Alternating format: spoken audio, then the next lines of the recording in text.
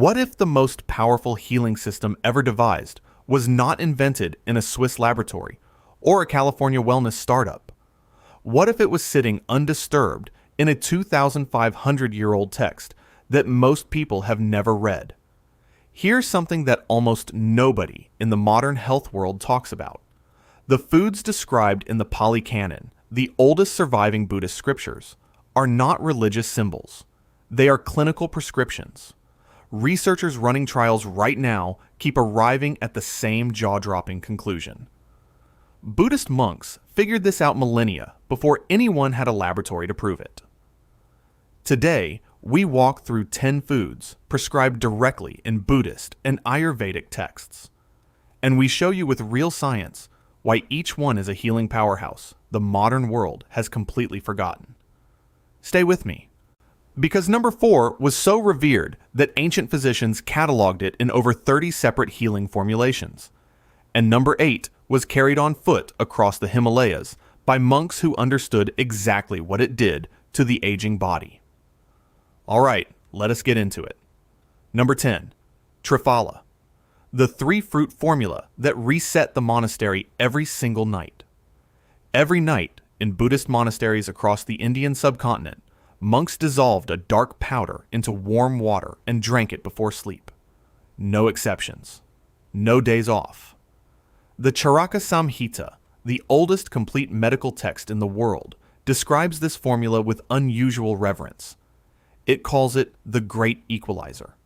Not a cure for one disease. A preparation for the body to heal everything. 3 fruits. Amalaki, Bibitaki, Haritaki. Now each chosen for a specific target in the human body. The physicians who designed this blend were not herbalists guessing in a garden. They were systematic pharmacologists building a multi-pathway intervention centuries before pharmacology had a word for that concept. Read that again slowly. That tells you everything about how Triphala was valued. It was not a health tea. It was a nightly system reset, taken by every monk who wanted to live well into old age. And they were right. Modern research has now published over 60 clinical trials on Triphala's components. The active compounds are gallic acid, ellagic acid, and chebulinic acid. Gallic acid from Amalaki is a potent antioxidant that reduces LDL oxidation, the first step in arterial disease. Ellagic acid from Bibitaki inhibits mTOR, the cellular protein that accelerates biological aging. Chebulinic acid from Haritaki has shown antibacterial activity against both gram-positive and gram-negative pathogens. But here is the detail that almost nobody mentions. Haritaki specifically has been shown to activate the FOXO3 gene. FOXO3 is the longevity gene present in virtually every human supercentenarian population ever studied. The ancient physicians who blended these 3 fruits were hitting molecular targets that modern longevity genetics only identified in the last decade. A 2018 review in the Journal of Alternative and Complementary Medicine confirmed gut motility improvement, antioxidant activity, and antibacterial function, all 3 in a single preparation. Before anyone had a word for longevity genetics. So Buddhist pharmacists were already engineering a 3-pathway intervention against aging every single night. Take 1 teaspoon of Triphala powder dissolved in warm water at bedtime. Use it nightly without interruption. The ancient texts are explicit that this is a lifelong practice, not a course of treatment. If the taste is unpleasant, that is intentional. The classical texts state the bitterness is part of the medicine. The monks understood this. We should too. Number 9, lotus seeds, the sacred medicine hidden inside Buddhism's central symbol. For more than 2,000 years, the lotus has been the central symbol of Buddhist practice. Purity rising from murky water. Enlightenment emerging from the ordinary world. Every Buddhist knows this symbolism. What very few people know is that the lotus was also one of the most precisely documented medicines in the monastery pharmacopoeia. The Benkao Gongmu, the definitive Chinese Buddhist herbal encyclopedia, compiled over 27 years and published in 1596, devotes a remarkable section to lotus medicine. It documents the seeds specifically for what it calls calming the mind and strengthening the heart. Not metaphorically, medically. The same text describes the embryo inside the seed as the most medically concentrated part of the entire plant. Read that again, slowly. That tells you everything about how lotus seeds were valued. They were not devotional objects placed on an altar. They were cardiac medicine consumed in daily food. Modern pharmacology has now isolated the primary alkaloid responsible. It is called nephrine. Nephrine extracted from lotus seeds is currently being studied for its ability to inhibit platelet aggregation, the mechanism by which blood clots form inside arteries. The pathway it uses is the same pathway as aspirin. But here's the detail that almost nobody mentions. Nephrine achieves this without the gastric side effects that make long-term aspirin use problematic. Additional research shows nephrine has antiarrhythmic properties. It helps regulate the electrical activity of the heart itself. A 2019 study in the journal Phytomedicine confirmed nephrine's cardioprotective effects through direct cellular testing. Before anyone had a word for platelet aggregation inhibition, Buddhist monastery physicians were already prescribing lotus seeds as cardiac medicine. Boil lotus seeds in congee, the monastery's daily rice porridge, and eat them as a regular food. Use the dried seeds ground into paste as a traditional preparation. This was a deliberate medicinal delivery method, not a luxury. Steep the lotus embryo, the small green piece inside the dried seed, as a bitter tea. This is the most concentrated form of nephrine in the entire plant. The plant the Buddha stood upon was also the plant that kept his monks alive. That is not a coincidence. Number 8. Saffron, the Himalayan herb that outperformed antidepressants. In Tibetan Buddhist medicine, there is a condition that appears across centuries of monastery medical records. The texts call it sadness of the mind and heaviness of spirit, what we would call depression. For over 1,000 years, Tibetan physicians prescribed a specific treatment. They steeped a small number of bright red threads, harvested from a purple flower that grows at altitude, in warm water for 10 minutes. Then they had their patient drink it. The Tibetan medical canon documents this preparation with startling clinical precision. The dose, the temperature of the water, the duration of the steep, the observation period. These were not prayers. These were clinical protocols. And monks carried saffron on foot across the Himalayas, not as a spice, but as a medicine. Read that again, slowly. That tells you everything about how saffron was valued. It was not a cooking ingredient sprinkled into rice for color. It was a psychiatric medicine. Precise. Dosed. Clinically observed across generations of patients.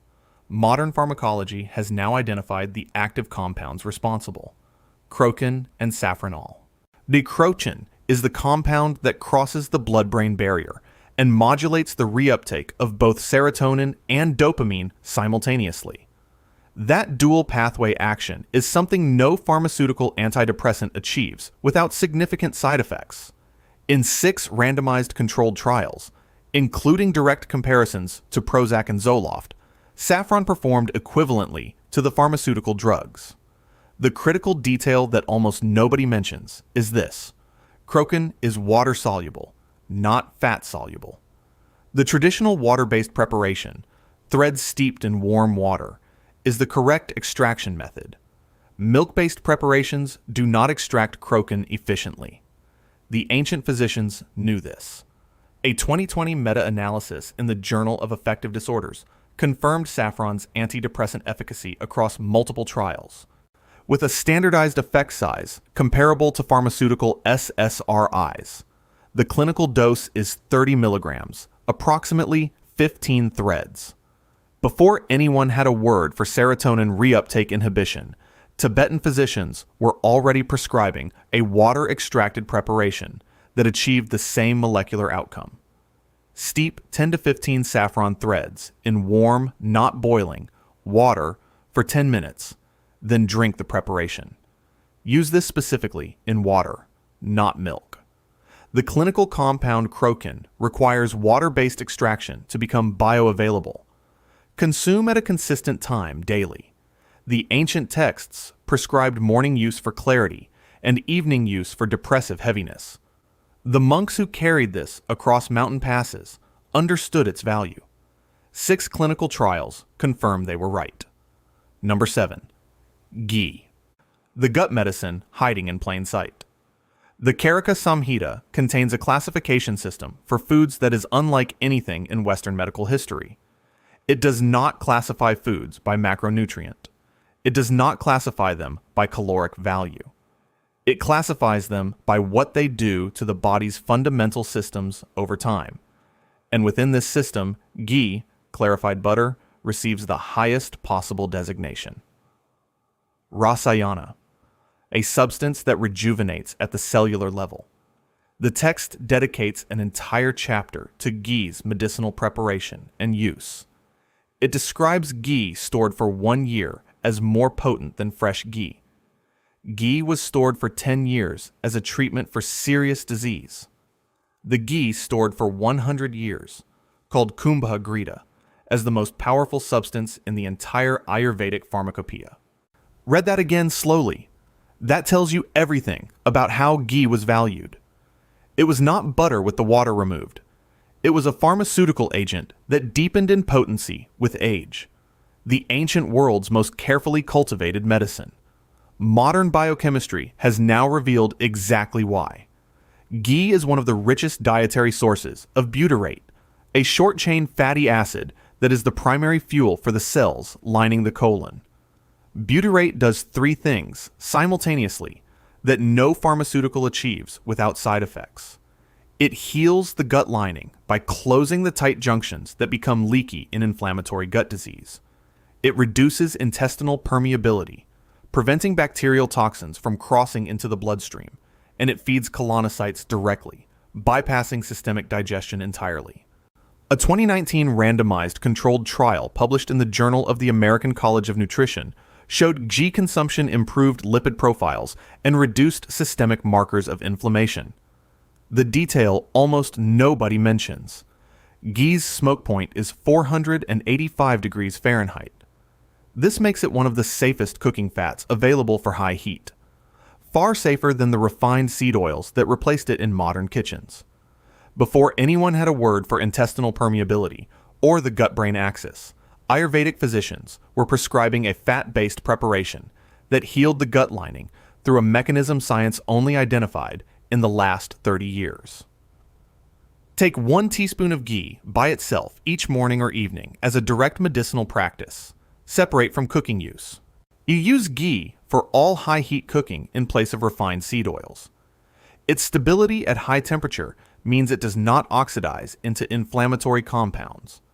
Apply ghee topically to dry skin, cracked lips, and irritated eyes. The ancient texts document all 3 applications, and modern dermatology confirms its barrier repair properties. The monks classified this as medicine. Modern biochemistry confirms the classification. Number 6. Black sesame seeds, the anti-aging grain that kept the monastery alive. The Ashtanga Hridayam is one of the 3 great texts of classical Ayurveda. Its author, the physician Vagbhata, compiled it in the 7th century with a precision that still impresses modern pharmacologists. And in its section on longevity foods, the Rasayana chapter, it makes a statement that is remarkable for its directness. It states, of all the grains, sesame is the greatest. The monk who consumes sesame daily will age slowly. This is not a casual observation from a general dietary guide. This is a clinical claim in a rigorous medical text, written by one of the most respected physicians in the ancient world. Buddhist monasteries across India, Tibet, China, and Japan incorporated black sesame into the daily diet as a non-negotiable practice. Not as seasoning, not as garnish, as medicine taken in food form. Read that again, slowly. That tells you everything about how black sesame was valued. It was not a topping sprinkled on noodles for texture. It was an aging intervention, consumed with the same precision a physician prescribes a daily medication.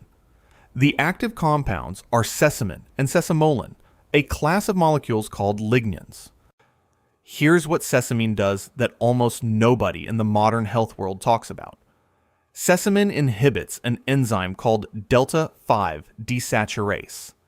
This is the enzyme that converts omega-6 fatty acid precursors into arachidonic acid, the primary driver of the inflammatory cascade that underlies arthritis, cardiovascular disease, and neurodegeneration. By blocking this conversion at the enzymatic level, sesamin keeps the body in a sustained anti-inflammatory state. Additionally, sesamin has been shown to activate SIRT1, one of the sirtuin proteins that governs cellular longevity, DNA repair, and metabolic efficiency. SIRT1 is currently the focus of billion-dollar pharmaceutical research for aging reversal. Multiple animal and human studies have confirmed sesamin's anti-inflammatory and longevity-associated effects. And black sesame specifically contains 2 to 3 times the sesamin concentration of white sesame. This is why the ancient texts specified black. Before anyone had a word for delta-5 desaturase inhibition or sirtuin activation, Buddhist monks were eating black sesame paste daily and producing measurably different aging outcomes.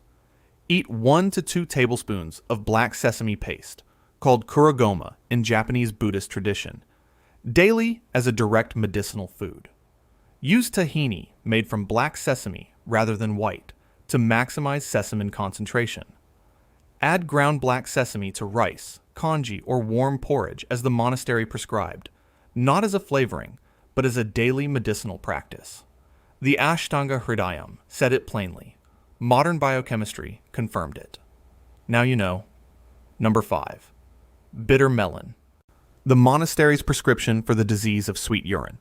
The Karaka Samhita devotes an entire chapter to a condition the ancient physicians observed with disturbing frequency in the populations they treated. They called it sweet urine disease. Patients who lost weight despite eating, who became desperately thirsty, whose wounds would not heal. The ancient physicians had no blood glucose meters, no A1C tests, but they had bitter melons, and they observed, systematically, across generations, that monks and patients prescribed bitter melon. Daily experienced resolution of symptoms that nothing else in the pharmacopoeia could match. In Theravada Buddhist monasteries across Southeast Asia, monks diagnosed with sweet urine disease were prescribed bitter melon juice every morning at dawn before eating, without exception. The prescription was specific: raw, fresh, at dawn, before food. Read that again slowly. That tells you everything about how bitter melon was valued. It was not a vegetable people chose because they enjoyed the taste. No one enjoys the taste. It was a precise pharmaceutical intervention delivered in plant form. Modern biochemistry has now identified 3 separate active compounds in bitter melon that each target blood glucose through independent mechanisms. Charantan, polypeptide P, and vicine. All 3 activate an enzyme called AMPK, adenosine monophosphate activated protein kinase. AMPK is the same enzyme that the pharmaceutical drug metformin activates. Metformin is the most prescribed diabetes medication in the world, but here's the detail that almost nobody mentions. Bitter melon activates AMPK through 3 separate pathways simultaneously. Metformin activates it through 1. Multiple clinical trials have confirmed blood glucose reductions in diabetic and pre-diabetic populations, comparable to pharmaceutical intervention. The ancient physicians documented the same outcomes 1,000 years before the word AMPK existed. Before anyone had a word for AMPK activation or insulin sensitivity, monastery physicians were prescribing a triple pathway blood glucose intervention every morning at dawn. Drink 30 milliliters of fresh bitter melon juice at dawn before eating. This is the precise traditional prescription and the dose validated in clinical trials. Eat small amounts of bitter melon raw in meals. The bitterness is not a flaw to be cooked away. The bitter compounds are the medicine. Why, if fresh juice is unavailable, Use the dried powder dissolved in water first thing in the morning. The ancient physicians understood that the medicine that works is not always the medicine that tastes good. They prescribed it anyway. So should you. Number 4. Moringa. The tree that Jivaka called the complete medicine. Jivaka was not an ordinary physician. He was the Buddha's personal doctor. The Pali Canon records his clinical cases with a detail that reads more like a modern medical journal than a religious text. He treated the Buddha himself. He treated kings. He treated the monastic community that surrounded the Buddha for decades. And across the clinical records preserved in the Pali texts, one plant appears in more separate healing contexts than any other. Moringa. The Pali texts describe Jivaka prescribing moringa leaves for fever, moringa seeds for wound infections, moringa bark as a liver preparation, 3 separate parts of the same tree, prescribed for 3 separate conditions. In over 30 documented formulations across the Pali Canon and Ayurvedic texts combined, moringa appears more frequently than almost any other single plant. Read that again slowly. That tells you everything about how moringa was valued. It was not one herb for one condition. It was the monastery's complete medicine, a single tree that addressed nutritional deficiency, infection, fever, and organ disease simultaneously. Modern nutritional analysis has now documented 92 separate nutrients in moringa, including all essential amino acids, a combination extraordinarily rare in any plant food. Gram for gram, 7 times more vitamin C than oranges, 4 times more calcium than milk, 3 times more potassium than bananas. And unlike most vitamin C sources, moringa's vitamin C is carried in a partially heat-stable form. The active compounds called isothiocyanates activate the NRF2 pathway, the body's master antioxidant and detoxification switch, in a manner that no isolated supplement has fully replicated. The enzyme superoxide dismutase found in fresh moringa directly neutralizes the superoxide free radicals that drive cellular aging at the mitochondrial level. Gram for gram, moringa is the most nutrient-dense leaf food ever analyzed by modern nutritional science. Jivaka's description of it as the complete medicine was, by every measurable standard, accurate. Before anyone had a word for superoxide dismutase or the NRF2 pathway, Jivaka was prescribing every part of a single tree for conditions that modern analysis confirms it was uniquely equipped to treat. Dry moringa leaves and grind them into powder. Add 1 teaspoon to warm water, smoothies, or food daily as a direct nutritional intervention. Use moringa seeds pressed for oil as a topical application for skin and wound care. This was Jivaka's external prescription.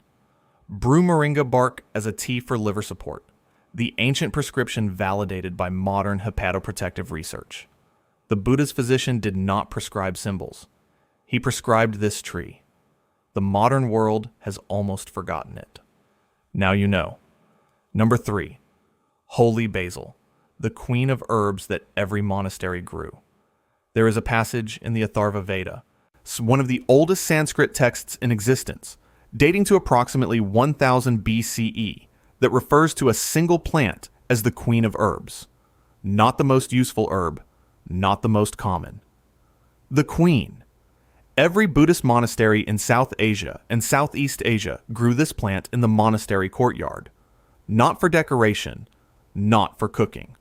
The monastery grew it specifically because it was medicine that could be harvested and prepared at any moment without requiring trade, travel, or storage. The monks understood that proximity to medicine was itself a form of health insurance, and the plant they kept closest was holy basil. Tulsi. Monastery medical records document it for respiratory infections, for fever, for digestive disease, for anxiety, and for what the texts describe as heaviness of the spirit. Read that again slowly. And that tells you everything about how Tulsi was valued. It was not a sacred plant kept for ritual.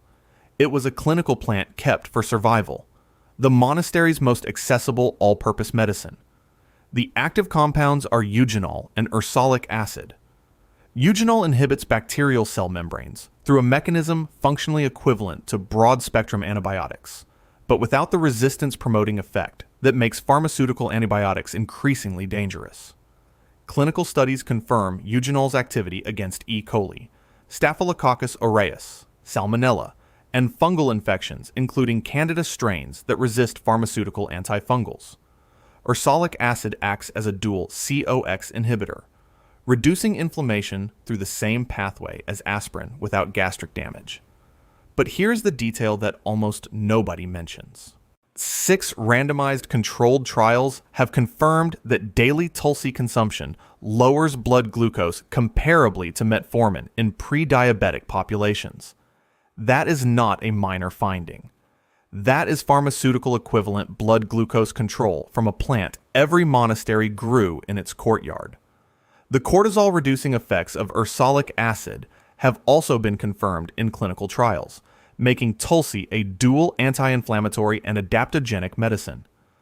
Before anyone had a word for COX inhibition or antimicrobial resistance mechanisms, every monastery in Asia was growing a plant with dual anti-inflammatory and broad-spectrum antimicrobial action just outside its front door. Brew fresh or dried Tulsi leaves in hot water for 5 minutes and drink morning and evening. This is the classical monastery preparation and the preparation used in the clinical trials. Apply fresh Tulsi juice topically to skin infections. The eugenol disrupts the bacterial membrane directly on contact. Use the leaves, stems, and seeds. The ancient texts specify all 3 parts as medicinal, and modern research confirms each part contains active compounds. The Atharva Veda called it the Queen. 1,000 years of monastery medicine confirm the title. The clinical trials are the final proof. Number 2. Ashwagandha. The stallion herb that regulated what the ancient world could not name. The Sushruta Samhita is one of the founding texts of classical medicine. Its author, Sushruta, is considered the father of surgery. His text describes 395 medicinal plants with a clinical rigor that still impresses modern pharmacologists. And in the section on adaptogenic herbs, substances that restore the body's resilience under stress, one plant receives a name that has no parallel anywhere in ancient medical literature: Balya. It means that which gives the strength and vitality of a horse. The specific plant prescribed is ashwagandha, Withania somnifera. The Sushruta Samhita states clearly, this herb is prescribed for those whose vitality has been depleted by stress, illness, overwork, or age. It documents the prescription with precision. Root powder, warm milk, at night. The physicians who wrote this were observing something so consistent across patients that they gave it the most vivid name in their pharmacopoeia, and read that again slowly. That tells you everything about how ashwagandha was valued. It was not a gentle tonic for mild discomfort. It was a clinical intervention for depletion. The herb that physicians prescribed when the body's fundamental reserves had been exhausted. The primary active compounds are withanolides, specifically withafrin A and withanolide D. Withafrin A inhibits NF-kappa B, the master inflammatory signaling pathway that drives most age-related and stress-related diseases. In multiple double-blind placebo-controlled trials, ashwagandha root extract reduced serum cortisol by up to 30%. That is not a marginal effect. Cortisol is the body's primary stress hormone, and chronic cortisol elevation is directly linked to immune suppression, accelerated aging, weight gain, and cognitive decline. C-reactive protein, the primary marker of systemic inflammation, also decreased significantly in the same trials. A 2012 study published in the Indian Journal of Psychological Medicine confirmed a statistically significant reduction in stress, anxiety, and cortisol after 60 days of daily use. The detail almost nobody mentions. Ashwagandha acts on the HPA axis, the hypothalamic pituitary adrenal axis, that governs the entire stress response system in the human body. Before anyone had a word for the HPA axis or cortisol dysregulation, Ayurvedic physicians were systematically regulating it with a single root powder given in warm milk at night. Take 1 teaspoon of ashwagandha root powder simmered in warm milk at night. The fat in the milk dramatically increases absorption of the withanolides. For those who prefer a modern form, a standardized extract of 300 to 500 milligrams taken at night has been validated in clinical trials. Used consistently for a minimum of 8 weeks. The ancient texts prescribed this as a long-term rasayana, not an acute treatment, and clinical trials confirm the full effect requires sustained daily use. The physicians who named this herb after a stallion were not being poetic. They were describing what they observed. Modern clinical science has confirmed the observation. Number 1. Turmeric, the golden medicine that healed empires. The Karaka Samhita lists turmeric in 48 separate healing formulations. Not 10, not 20, 48. No other single plant in the entire text appears in as many preparations. For over 2,500 years, turmeric was the medicine that Buddhist and Ayurvedic physicians reached for first. For infections, for inflammation, for wounds, for mental fog, for liver disease, for digestive conditions, for skin disease. There is a record in the Karaka Samhita of a monk presenting to a physician with a severely infected wound. The wound had not responded to other preparations. The physician applied turmeric paste directly to the wound. He had the monk drink a turmeric decoction internally, both simultaneously, and the text documents the outcome with unusual specificity. The infection was resolved. The fever broke. The monk recovered. Read that again slowly. That tells you everything about how turmeric was valued. It was not a spice that gave curry its color. It was the monastery's aspirin, antibiotic, antidepressant, and wound medicine, all in one root. And the most important thing modern researchers have discovered is that the ancient physicians were correct on every single count. The active compound is curcumin. Curcumin activates the NRF2 pathway, the body's master antioxidant switch. It inhibits COX2, the enzyme that drives inflammatory pain, through the same mechanism as ibuprofen. In head-to-head clinical trials, curcumin outperformed ibuprofen for joint inflammation without producing the gastric damage that makes long-term ibuprofen use dangerous.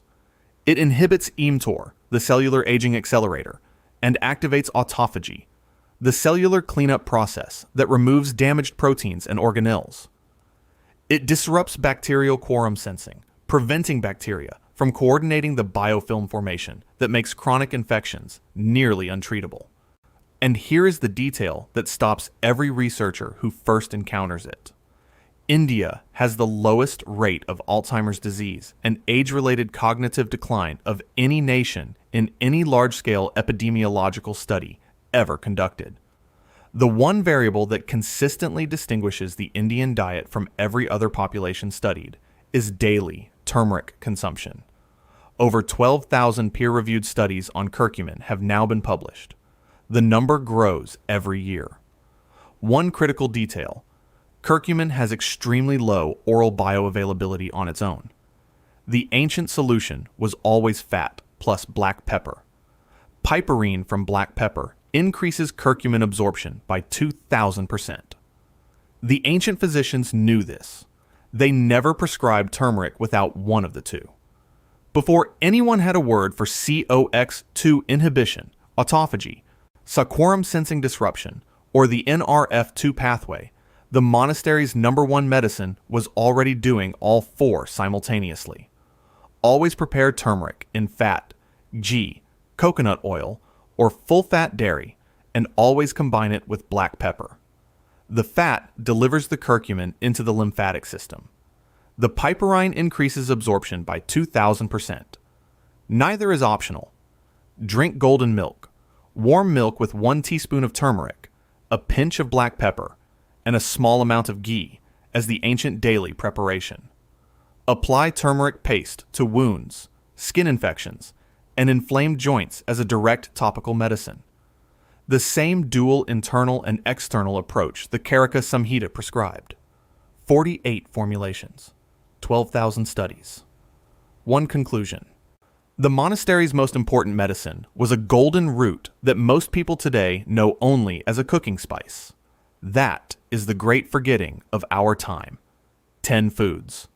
One conclusion from every angle. The monks who sat in silence for hours, who walked barefoot across subcontinents, who outlived the empires around them, they were not eating randomly.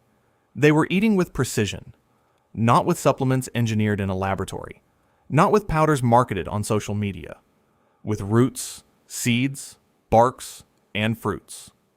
Prepared exactly as the texts prescribed, at the right time, in the right combination. Modern science did not discover these benefits. It confirmed them. And there is something important in that distinction. It means the knowledge was never lost. It was just ignored. Everything you need has been documented for 2,500 years. Drop a comment below and tell me which food surprised you most. Subscribe and hit the bell. We post every week, and we are just getting started. The next video goes even deeper. You do not want